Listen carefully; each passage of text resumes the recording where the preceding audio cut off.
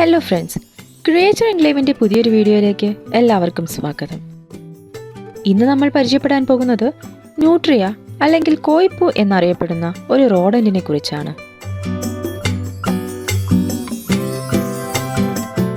ചെറിയൊരു ബീവറിനെയും വലിയൊരു എലിയെയും തമ്മിൽ കൂട്ടിച്ചേർത്തതുപോലെ തോന്നുന്ന ഒരു ജീവി, അതാണ് ന്യൂട്രിയ. വെള്ളത്തിനരികിൽ ജീവിക്കുന്ന ഇവ ചിലരുടെ കണ്ണിൽ ക്യൂട്ടാണെങ്കിൽ മറ്റു ചിലർക്ക് പെസ്റ്റായ ഒരു ശല്യവുമാണ്.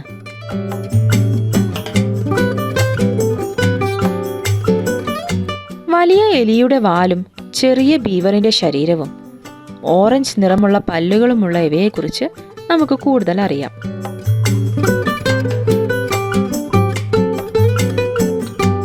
ന്യൂട്രിയ അല്ലെങ്കിൽ കോയിപ്പൂവിന്റെ ശാസ്ത്രീയ നാമം മ്യോകാസ്റ്റർ കോയിപ്പൂസ് എന്നാണ്. സൗത്ത് അമേരിക്കയാണ് ഇവയുടെ സ്വദേശം. പ്രത്യേകിച്ച് അർജന്റീന, ബ്രസീൽ, ചിലി, ഉറുഗ്വായ് തുടങ്ങിയ രാജ്യങ്ങൾ.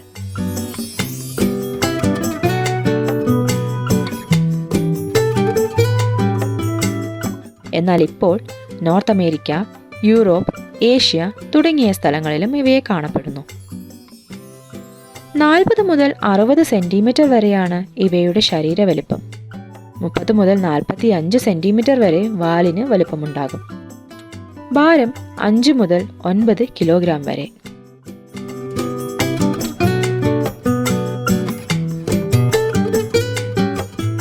ന്യൂട്രിയയ്ക്ക് തവിട്ടു നിറത്തിലുള്ള രോമങ്ങളാണുള്ളത്. അതിൻ്റെ അടിയിൽ വളരെ കട്ടിയുള്ള അണ്ടർകോട്ട് ഉണ്ട്. ഇത് വെള്ളത്തിൽ ഇൻസുലേഷൻ നൽകാൻ ഇവയെ സഹായിക്കും.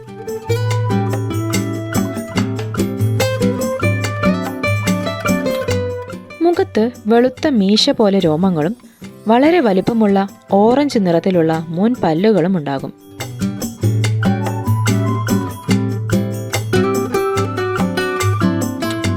ന്യൂട്രിയയുടെ വാൽ നീളമുള്ളതും റൗണ്ട് രൂപത്തിലുള്ളതുമാണ്. ഇവരുടെ പിൻകാലിലുള്ള വെബ്ബഡ് ഫീറ്റ് കാരണം ഇവർ സ്വിമ്മിങ്ങിൽ വിസ്മയിപ്പിക്കുന്ന കഴിവുള്ളവരാണ്.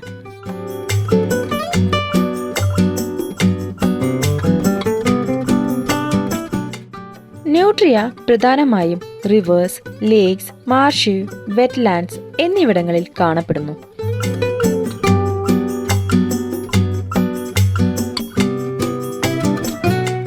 ഇവ കുഴികളുണ്ടാക്കും. ചിലപ്പോൾ വെള്ളത്തിനരികിലാണെങ്കിൽ ചിലപ്പോൾ നേരെ വെള്ളത്തിനടിയിലായിരിക്കും.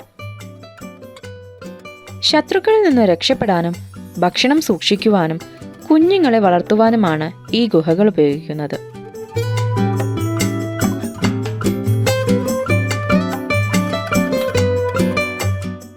ഇവ സെമി അക്വാറ്റിക് ആനിമൽസ് ആണ്. ഇവ വെള്ളത്തിലും കരയിലും ജീവിക്കാൻ കഴിവുള്ളവരാണ്. 10 മിനിറ്റ് വരെ വെള്ളത്തിനടിയിൽ ചിലവഴിക്കാൻ ഇവയ്ക്ക് കഴിയും.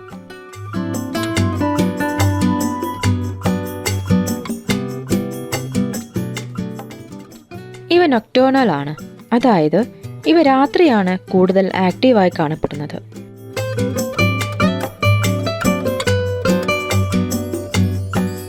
ഇവ ഹെർബിവേഴ്സ് ആണ്. Aquatic plants, roots, stems, leaves, bark, ചിലപ്പോൾ സ്മോൾ സ്നെയിൽസ്, മുസിൽസ് മുതലായവയാണ് ഇവയുടെ പ്രധാന ഭക്ഷണങ്ങൾ.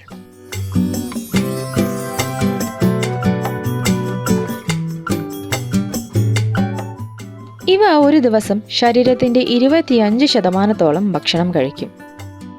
അതിനാൽ ഇവയെ ചില സ്ഥലങ്ങളിൽ പെസ്റ്റ്, അതായത് കൃഷിസ്ഥലങ്ങളിലെ വിള നിന്ന് നശിപ്പിക്കുന്നതിനാൽ ഇവയെ വിളനാശകാരിയായി കണക്കാക്കപ്പെടുന്നു.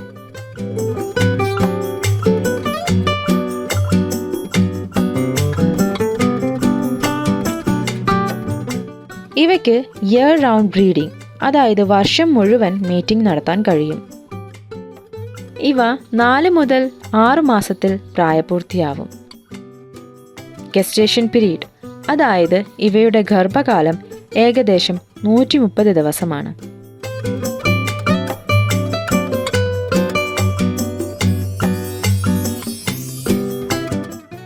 ഒറ്റ പ്രസവത്തിൽ 13 കുഞ്ഞുങ്ങൾക്ക് വരെ ഇവ ജന്മം നൽകും. ഒരു ഫീമെയിൽ ഒരു വർഷത്തിൽ 2 മുതൽ 3 തവണ പ്രസവിക്കും.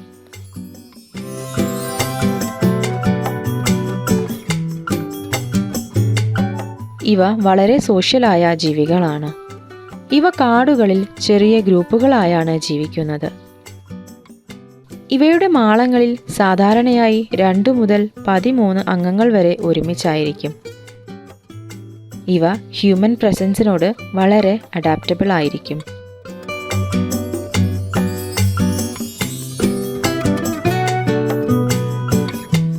അമേരിക്കയിലെ ലൂസിയാന, മേരിലാൻഡ്, ഒറിഗോൺ തുടങ്ങിയ സംസ്ഥാനങ്ങളിൽ ഇവ വലിയ പ്രശ്നക്കാരാണ്. കൂടാതെ Britain, Japan, France, Italy, Netherland, Europe, Argentina, Chile, south America എന്നിവിടങ്ങളിൽ ന്യൂട്രിയയെ ഇൻവാസീവ് സ്പീഷീസുകളായാണ് കണക്കാക്കപ്പെടുന്നത്.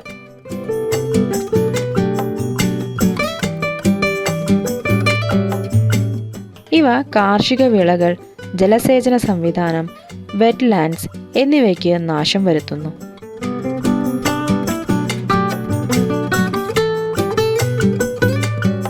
വൈൽഡിൽ ഇവ 3 മുതൽ 6 വർഷം വരെ ജീവിക്കുന്നു. എന്നാൽ ക്യാപ്റ്റിവിറ്റിയിൽ ഇവ 8 വർഷം മുതൽ 10 വർഷം വരെ ജീവിക്കും.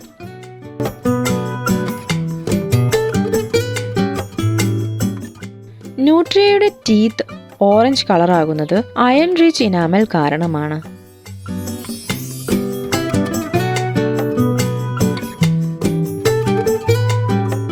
ഇവ സ്വിം ചെയ്യുമ്പോൾ നോസ്ട്രിൽസ്, മൗത്ത്, ഇയേഴ്സ് എന്നിവ ക്ലോസ് ചെയ്യാൻ സാധിക്കുന്നു.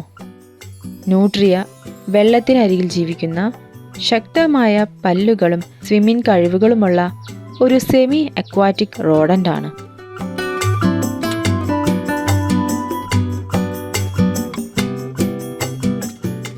ഇവയെ വളർത്തുമ്പോൾ വലിയ സ്പേസ് ഉള്ള എസ്കേപ്പ് പ്രൂഫായ കേജുകൾ നിർമ്മിക്കണം. വെള്ളവും കരയുമുള്ള എൻക്ലോഷർ വേണം ഇവയ്ക്ക്. വെള്ളം ശുചിയായി സൂക്ഷിക്കണം. നിരന്തരം വെള്ളം മാറ്റുന്നത് വഴി രോഗങ്ങൾ നിയന്ത്രിക്കാൻ സാധിക്കും.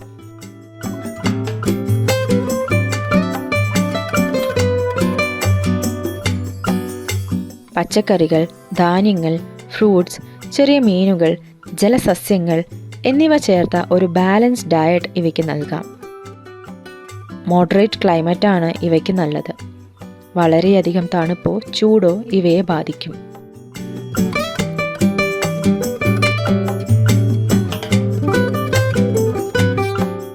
ന്യൂട്രിയ ഇന്ത്യയിൽ നേറ്റീവ് സ്പീഷീസ് അല്ലാത്തതിനാൽ വൈൽഡ് ലൈഫ് പ്രൊട്ടക്ഷൻ ആക്ടിൽ ഉൾപ്പെടുന്നില്ല.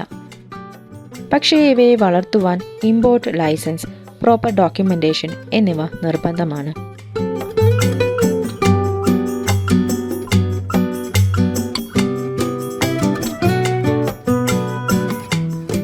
ഇത്തരം ജീവികളെ പെറ്റായി വളർത്തുമ്പോൾ ഇവയുടെ ഭക്ഷണം, താമസം, ആരോഗ്യം എന്നീ കാര്യങ്ങളിൽ പ്രത്യേക ശ്രദ്ധ വേണം. ശരിയായ പരിചരണത്തോടെ ഇവ നമ്മുടെ വീടുകളിൽ ഒരു പ്രത്യേക അനുഭവമായിരിക്കും.